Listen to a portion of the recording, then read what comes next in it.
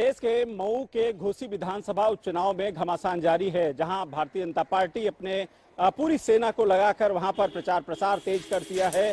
तमाम भारतीय जनता पार्टी के मंत्री और संगठन के पदाधिकारी वहां पर घोसी विधानसभा पर पहुंचकर प्रचार प्रसार कर रहे हैं और दारा सिंह को जिताने के लिए पूरी ताकत के साथ वहां पर चुनाव लड़ रहे हैं। तो वहीं दूसरी तरफ समाजवादी पार्टी के प्रत्याशी को जिताने के लिए आज कांग्रेस ने ऐलान कर दिया है कि समाजवादी पार्टी को जिताने के लिए कांग्रेस जमीनी स्तर पर उतरेगी और कांग्रेस के तमाम पदाधिकारी या फिर उनके जो नेता हैं समाजवादी पार्टी के प्रत्याशी का प्रचार करते नजर आएंगे।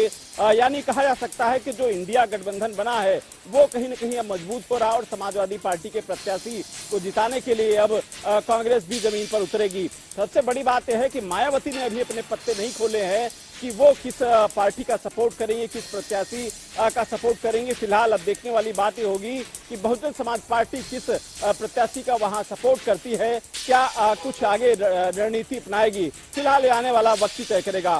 कैमरामैन आशीष के साथ रूप सिंह, जनता टीवी, लखनऊ। 17 अगस्त को लखनऊ से टूरिस्ट कोच जो है दक्षिण भारत यात्रा के दर्शन के लिए भेजा गया था और IRCTC ने इसकी बुकिंग की थी सीतापुर की एक ट्रेवल एजेंसी के कहने पर। इस कोच में जब बुकिंग हुई तो यहाँ से लोग कोच रवाना किया गया चेन्नई एक्सप्रेस से और कोच यहाँ से चला गया, लेकिन एक यात्री चोरी से अपना सिलेंडर जो है बैग में रख के ले चला गया, जो आज सुबह जो है मदुरई स्टेशन पर बस चढ़ गया और उससे उसमें आग लग गई। इस सिलेंडर के लगने से 10 यात्रियों की मौत बताई जा रही है और करीब 20 यात्री घायल बताए जा रहे हैं। अब इसको लेकर के रेलवे एकदम चौकन्ना हो गया है और सीनियर DCM रेखा शर्मा ने आज जो है अपने माताओं को निर्देश दिए हैं कि प्रत्येक ट्रेन की पेंट्री कार की चेकिंग की जाए और पेंट्री कार में कहीं भी ज्वलनशील पदार्थ कोई तो नहीं है या कोई चोरी छिपे सिलेंडर लेकर नहीं चल रहा है और कोचों में भी चेकिंग की जा रही है। अब देखना यह है कि रेलवे कैसे इस पर नियंत्रण कर पाता है या यात्री अगर चोरी छिपे सिलेंडर लेकर चलता है तो उसकी जांच कैसे हो पाएगी। अब स्थिति यह है कि तमाम जगह पर स्कैनर लगे हैं, स्कैनर, लेकिन इसके बावजूद प्रॉपर काम नहीं करते हैं और यात्री चोरी से अपना सिलेंडर लेके चले जाते हैं, जिसका आज बड़ा हादसा हुआ और खामियाजा आम लोगों को भोगना पड़ा और रेलवे की छवि धूमिल हुई है। अब पेंट्री कारों में देखा जा रहा है तो इलेक्ट्रिक पेंट्री कार है, यहाँ पर कहीं कुछ सिलेंडर नहीं मिला है। रेलवे टीम ने पूरा छापेमारी की है और इनका एक एक जो है ड्रॉ भी चेक करिए, सब कहीं चेक किया, लेकिन कोई ज्वलनशील पदार्थ नहीं मिला। ऐसे ही अब सारी ट्रेनों में ऐसी चेकिंग की जाएगी और कोचों में भी यात्रियों सामान की चेकिंग की जाएगी कि कहीं कोई ज्वलनशील पदार्थ लेकर नहीं चल रहा। अगर ज्वलनशील पदार्थ लेकर कोई लेते हुए चलते पकड़ा गया तो उसके ऊपर कड़ी कार्रवाई की जाएगी और जो है उससे जुर्माना भी वसूल किया जाएगा। कैमरामैन आशीष कश्यप के साथ TN मिश्रा, जनता टीवी, लखनऊ।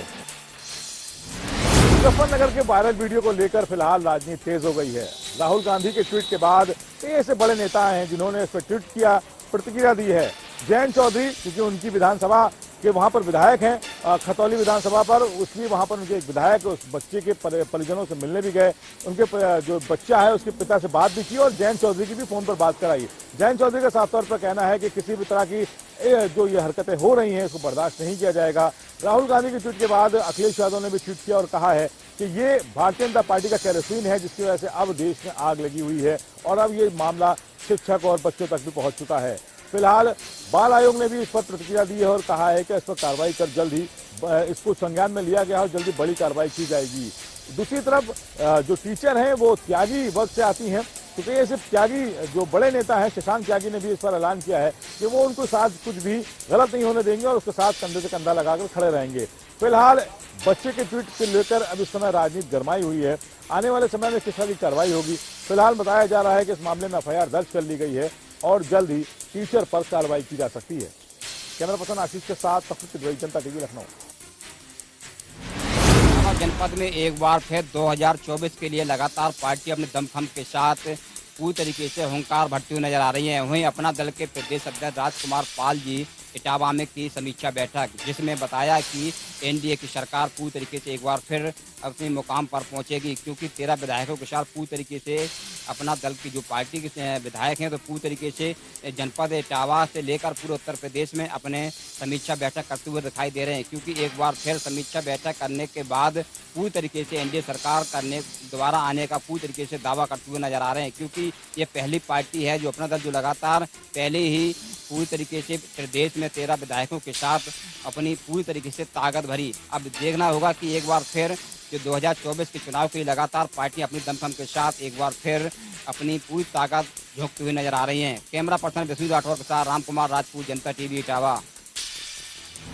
समाजवादी पार्टी के राष्ट्रीय अध्यक्ष अखिलेश यादव के नेतृत्व में प्रतापगढ़ में निकाली गई साइकिल यात्रा, आपको बता दें कि मीरा भवन स्थित सपा कार्यालय में देश बचाओ देश बनाओ अभियान पर दिया गया है जोर। वहीं आपको बता दें कि एसपी पटेल ने झंडी राजनगरी आगरा में आज सरकार की जन कल्याणकारी योजनाओं का आज जन सामान्य को लाभ मिले, इसको लेकर के आज आगरा के नगर निगम में एक कैंप लगाकर इसका जन सामान्य को लाभ पहुंचाने का कार्य किया गया। आपको बता दें कि राजनगरी आगरा के नगर निगम में एक ही छत के नीचे राजनगरी आगरा में आज सरकार की जन कल्याणकारी योजनाओं का आज जन सामान्य को लाभ मिले, इसको लेकर के आज आगरा के नगर निगम में एक कैंप लगाकर इसका जन सामान्य को लाभ पहुंचाने का कार्य किया गया। आपको बता दें कि राजनगरी आगरा के नगर निगम में एक ही छत के नीचे तमाम ऐसे जन कल्याणकारी योजनाएं, जिनमें लगभग 200 जन कल्याणकारी योजनाओं का जो कैंप लगाया गया और उन जन सामान्य को लाभ पहुंचाने के लिए नगर निगम के अंदर ही वहां उस समस्या के समाधान को करने का काम किया गया। वहीं आपको बता दें कि आगरा के नगर निगम में एसपी सिंह बघेल के द्वारा वहां इसका उद्घाटन किया गया। आपको बता दें कि इन योजनाओं के अंतर्गत तमाम ऐसी योजनाएं हैं जैसे विधवा pension, ration card, Ayushman card, बीमा योजना, आय प्रमाण पत्र, जाति प्रमाण पत्र, निवास प्रमाण पत्र, विधवा पेंशन, तमाम ऐसी योजनाएं हैं जैसे 200 लगभग योजनाओं का जो जन सामान्य को लाभ मिलने की जो प्रक्रिया थी, उस प्रक्रिया को नगर निगम के अंदर प्रत्येक विभाग के द्वारा वहाँ स्टॉल लगाए गए और स्टॉल लगाने के बाद वहाँ जन सामान्य लोग जो तमाम लोग वहाँ इकट्ठे हुए तो उनकी समस्या का समाधान वहाँ किया गया। अगर बात करें विकलांग पेंशन की, जो विकलांग लोग हैं उनके लिए वहाँ नगर निगम के अंदर उनका तुरंत ही समाधान, उनकी पेंशन का समाधान किया गया और तमाम ऐसे लोग हैं जिनको इस पेंशन और इस योजना यहाँ के तमाम अधिकारियों के द्वारा, तमाम विभागों के द्वारा उनके द्वारा तो ऐसे लोगों को तुरंत ही इस योजना का लाभ भी प्राप्त हुआ है। आज यही आपको बता दूं कि आगरा के केंद्रीय मंत्री एसपी सिंह बघेल के द्वारा इन योजनाओं की जानकारी के लिए मीडिया के द्वारा भी तमाम प्रचार प्रसार किया गया। 2 दिन पूर्व भी इसको मीडिया के माध्यम से इसका पूरी तरह प्रचार किया गया, जिससे कि तमाम जो जन सामान्य लोग हैं उन तक इन योजनाओं की जानकारी पहुंच सके और तमाम लोगों के जब पहुंचने के बाद में इन जन सामान्य तक ये जानकारी पहुंच जाए तो ज़्यादा से ज़्यादा जो जन सामान्य लोग हैं जिनको ये जानकारी प्राप्त नहीं हो पाती और इन तमाम योजनाओं का लाभ ले सके। समाजवादी पार्टी के राष्ट्रीय अध्यक्ष अखिलेश यादव के नेतृत्व में प्रतापगढ़ में निकाली गई साइकिल यात्रा, आपको बता दें कि मीरा भवन स्थित सपा कार्यालय में देश बचाओ देश बनाओ अभियान पर दिया गया है जोर।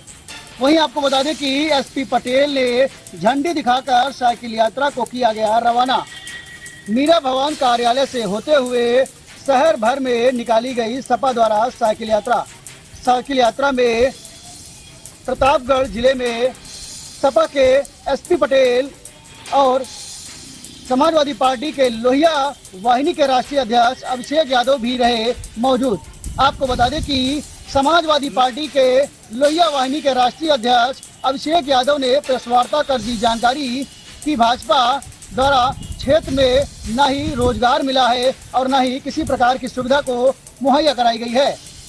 समाजवादी पार्टी के कार्यालय में कार्यकर्ता व पदाधिकारी रहे मौजूद। विकास गुप्ता, जनता टीवी, प्रतापगढ़। अमेठी में लोकसभा चुनाव की सरगर्मियां बढ़ते ही बीजेपी नेता व कांग्रेस नेता हुए आमने सामने। आपको बता दें कि बीजेपी नेता समेत आधा दर्जन से अधिक साथियों पर मुकदमा हुआ दर्ज। कांग्रेस नेता की लोहे की राड और लाठी डंडों से पिटाई करने का लगा है गंभीर आरोप। इलाज के दौरान भी भाजपा नेता द्वारा कांग्रेस नेता पर हमला करने का लगा है आरोप। घायल कांग्रेस नेता ने लगाया आरोप भाजपा नेता और उनके सहयोगी ने पिस्टल की बट से भी पीट कर दिया लहूलुहान। यूथ कांग्रेस अध्यक्ष शुभम सिंह की तहरीर पर अमेठी कोतवाली में आरोपी भाजपा किसान मोर्चा अध्यक्ष राजू सिंह और उनके सहयोगियों पर मुकदमा हुआ दर्ज। इस पूरे मामले को यूपी कांग्रेस के ट्विटर हैंडल से घटना को ट्वीट करते हुए बीजेपी पर लगाया गुंडागर्दी करने का गंभीर आरोप। अमेठी कोतवाली क्षेत्र के इंटरनेशनल होटल की है पुलिस के सामने की है पूरी घटना।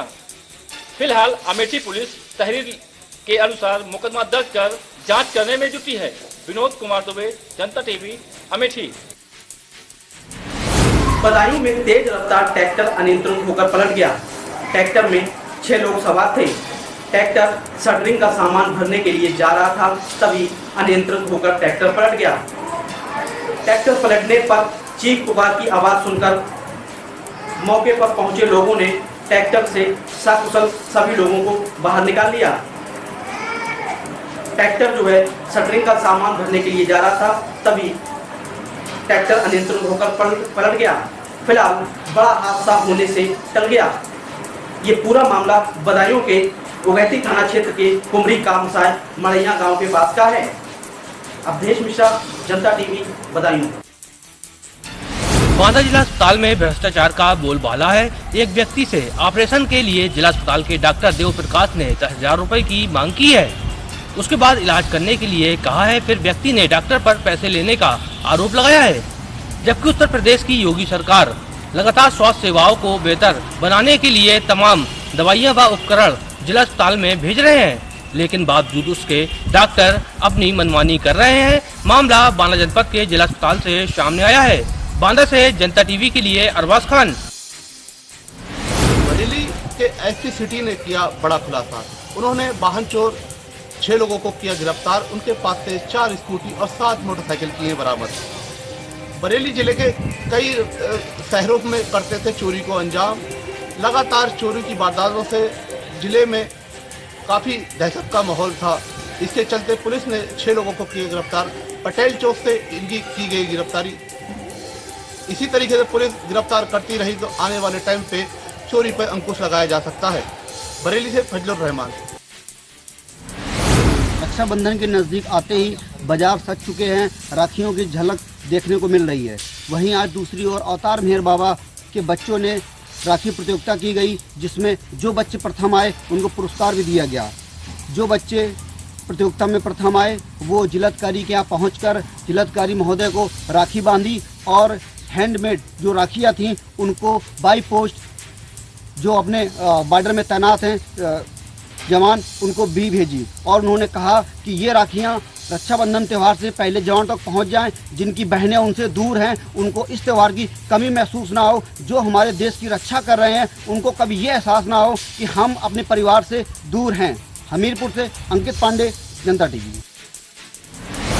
संगम नगरी प्रयागराज कहने को तो स्मार्ट सिटी है, मगर हालात गांव से भी बदतर है। प्रयागराज की सड़कों पर बड़े बड़े गड्ढे हैं। ये नहीं स्पष्ट हो तो पाता कि सड़क पे गड्ढे हैं या गड्ढे सड़क में हैं, क्योंकि आने जाने वाले लोग अक्सर दुर्घटनाग्रस्त होते हैं। और सबसे बड़ी बात ये भी है कि हल्की सी बारिश के बाद अब सड़क तालाब में तब्दील हो जाती है, जिससे काफ़ी लोगों को परेशानी का सामना करना पड़ता है। रात के अंधेरे में रिक्शे भी पलट जाते हैं इन गड्ढों में और लोग चोटिल भी होते हैं। बता दें, प्रयागराज के पुराने शहर चौक, करैली, मुट्ठीगंज, दरियाबाद, मीरापुर व अन्य क्षेत्रों की सड़क पूरी तरह से खस्ता हाल है और काफ़ी दिनों से इन सड़कों का निर्माण फिर से नहीं कराया गया है।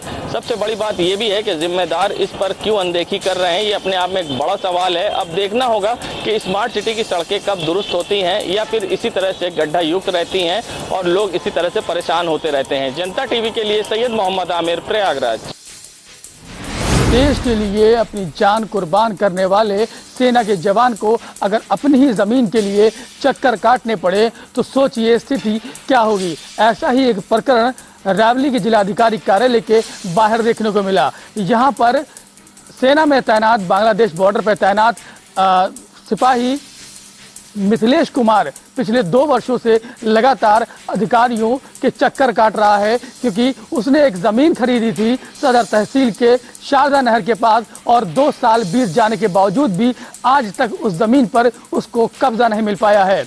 आपको बता दूं कि लगातार जब भी ये सिपाही छुट्टी पर आता है और यहाँ पर वो अधिकारियों का चक्कर काटते हुए अपनी छुट्टी को खत्म कर देता है। और उदासीनता जो अधिकारियों की है वो ऐसी भी है कि अधिकारी लगातार इसको आश्वासन ही देते रहते हैं, लेकिन इसके लिए कभी निराकरण नहीं हो पाता है। वर्षों से 2 साल से लगातार बंदा अपना पैसा लगाकर अपनी ही जमीन के लिए अधिकारियों की चौखट पर रगड़ रहा है, दौड़ रहा है। आज जिलाधिकारी कार्यालय में पहुंचकर वर्दी पहने ये जो शख्स आपको तस्वीरों में दिखाई पड़ रहा है, ये सेना का एक जवान है मिथिलेश कुमार, जो कि प्रार्थना पत्र लेके आया है जिलाधिकारी कार्यालय पर। जिलाधिकारी से न्याय की गुहार लगाई है और जिलाधिकारी माला श्रीवास्तव ने उसको आश्वासन तो जरूर दे दिया है। अब देखना ये होगा कि जिलाधिकारी इस आश्वासन के बाद क्या उसको न्याय मिलता है या फिर जैसे 2 साल से वो लगातार निरंतर चक्कर काट रहा है ऐसे ही चक्कर काटता रहेगा। मिथिलेश कुमार का कहना है कि इस बार अगर मुझे यहाँ से इंसाफ नहीं मिलता तो मैं सूबे के मुखिया योगी आदित्यनाथ के दरबार में जाकर इसकी गुहार लगाऊंगा। यानी ये कह सकते हैं कि भूमाफिया इस कदर हावी हो चुके हैं कि अब सेना के जवान की जमीन को भी हड़पने में कोई गुरेज नहीं कर रहे हैं। अपना पैसा लगाने के बावजूद भी, पूरे पेपर कंप्लीट होने के बावजूद, यानी कह सकते हैं कि ये पूरे पेपर दाखिल खारिज हो चुकी हैं, बैनामा हो चुका है, बावजूद इसके अभी तक उसको उसकी जमीन हासिल नहीं हो पाई है। अब देखना होगा कि स्थिति क्या होगी, क्या उसको न्याय मिलता है या फिर ऐसे ही सामान्य तरीके से 2 साल से लगातार चक्कर काट रहा है और चक्कर काटता रहेगा। रैवी से जनता टीवी के लिए आफ्ताब खान की रिपोर्ट।